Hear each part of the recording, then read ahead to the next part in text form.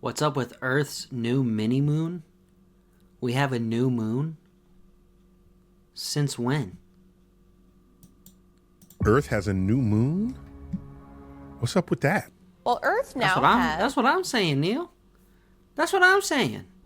another moon. That is today's story. The Earth is getting why I'm highly a new intrigued. moon. For 4.5 billion years, Earth got by on the one moon that we know. But from September 29th to November 25th, we're going to have a second. Hold on, I'm gonna need to take a little dab for this one.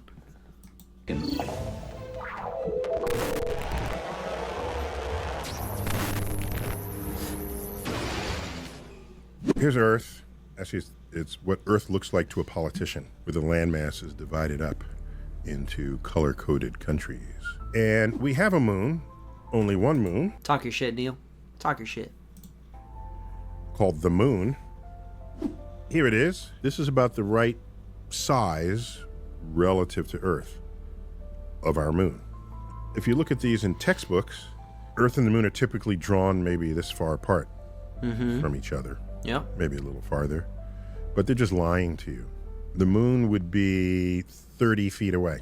There's been clickbait headlines saying Earth has caught a second moon. Earth temporarily acquired a new moon. Official name of it is 2024 PT5. That's how we name newly discovered asteroids. There's hundreds of thousands of asteroids, and tons of them, literally, tons of them are discovered every year. And so we have a naming scheme for them. It's kind of cute, a little overthought, perhaps. Yeah, it's cute. But if you PT5? take the letters A through Z and omit I and omit Z, then an asteroid will be designated by a letter of the alphabet depending on which semi-month it was discovered in. So if you discover an asteroid in the first half of January, it would have the year and then the letter A to start with. If it's in the second half of January, it would be the letter B. This was cool when we discovered, 10 or 20 asteroids in a year. But when we started discovering more than 24, we had to put nuance into the nomenclature. So in any semi-month, the first asteroid discovered would get the letter A. We gotta all agree on one thing. Scientists overcomplicate and they just overcomplicate names, right? Like the scientific name of this or the scientific term of that is always like Anthropophilis or, the extraneuromorphal console in your fucking lower vertebrae. Yeah. Like, we don't need to do that. You guys understand that, right? We could make this way more simpler than it needs to be. I don't even know if simpler is a word, but we can make it more simpler. Second one would be B, affixed to the letter it already has, indicating its semi-month. If it's the first asteroid discovered in the first half of March, it would be EA. Second would be EB, EC, ED, all the way down, omitting I, but keeping Z in this case. So there are 25 possible asteroids you can discover in a semi-month. Now, suppose we discover even more. Like a semi-month, bro? We don't need to be talking about semi-months. If you can say semi-months, I can say simpler. Than that. Well, we restart the second letter with A, but then we The more I say it, the more it sounds like a real word, so I think I'm all right. start using numerals. A1, B1, C1, D1, E1, A2, B2. Okay, so we get it, right? It's 2024. They found it. It's PT5, so it's the fifth meteor that they found within that time of the month, right? That year and that month. C2. We continue this. This asteroid I think that year, but that month for sure, because it's PT5, so it's whenever that time of year, the 5, that's the fifth one they found. claimed to be our new moon is P, discovered the first half of August. And so many other asteroids were discovered in the first half of August. We went through all the alphabet as a second letter, and then we went through the alphabet again. We're up to T5. as the second letter. Okay, that's how we keep track of these things. Not that you care. Anyhow, who says this is a moon? It's clickbait. Yes. Oh my gosh. Damn it. I knew it. I was going to be so hype if I could go outside and see another moon. That would have been sick. I mean, you probably could see it. It probably looks like a star or something, I would imagine. Let's see. So many asteroids, they're flying everywhere, and I'm lying. You probably wouldn't be able to see it. I forget. We have an asteroid belt. You cannot see that. I doubt it, right? some of them cross Earth's orbit, and if you cross Earth's orbit near where Earth happens to be, it's going to feel Earth's gravity. You know what it's going to do? It's going to come near Earth and then have its orbit altered, and it could make a sort of a horseshoe around Earth. Slingshot, just like the movie. Just like the movie Slingshot. I know what this is. I've seen the movie. It's slingshots to get to a different part of space faster. Completely redirecting its path. People want to say we have a new moon. It is not captured by Earth. No. So I'm not calling it a moon. Sorry. I'm not about clickbait here. I'm about objective reality. So you can say, well, how big is the asteroid that's now a moon of Earth, as the headlines tell you? Well, we've measured it. It's 33 feet across. I'm not calling that a moon. What? Oh, and for those 33 feet is literally a bus? That's how big it is? There's no way I'm seeing that shit from space. What the fuck? across the pond, or rather, for those everywhere else in the universe other than the United States of America, it's 10 meters.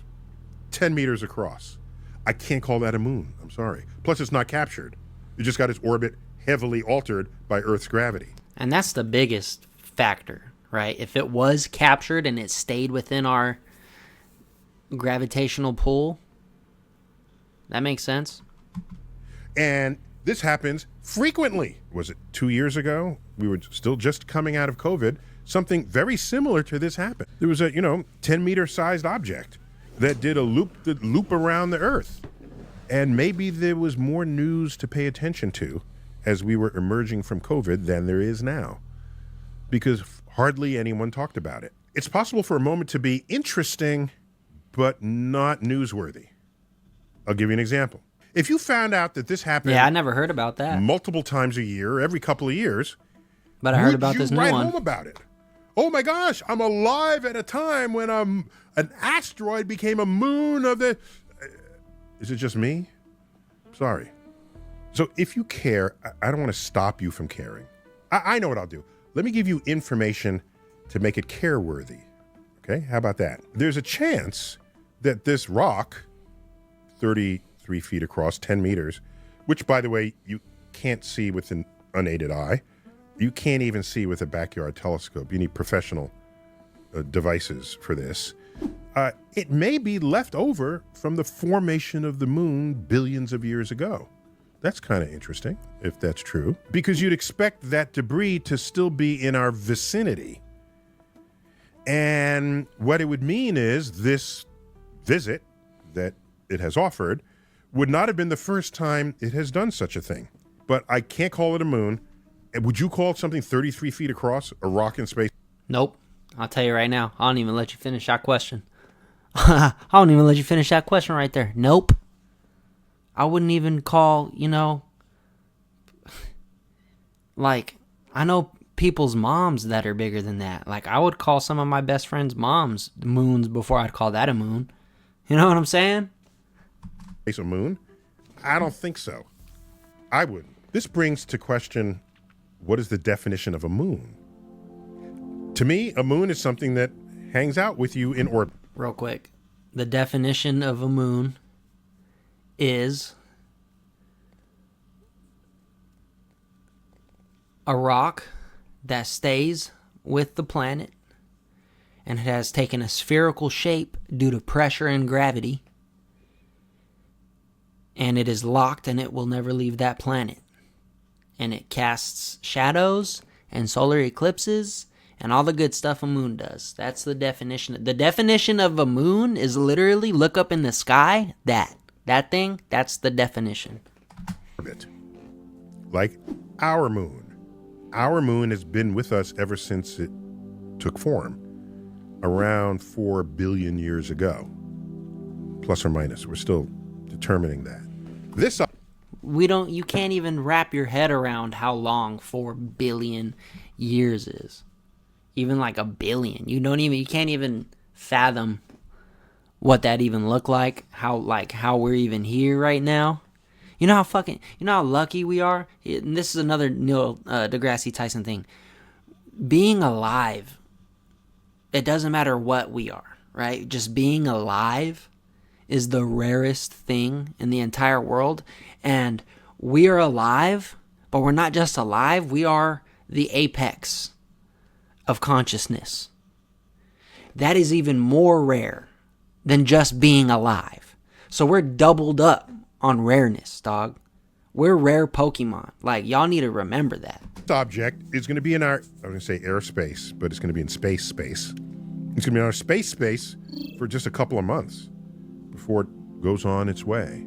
So, no. If you have an object that is affected by Earth's gravity but continues on its way, it was never gravitationally bound to Earth. That's what I've been saying. If you're not gravitationally bound to an object, I cannot... If you're not 10 toes down for Earth, you ain't a moon to me.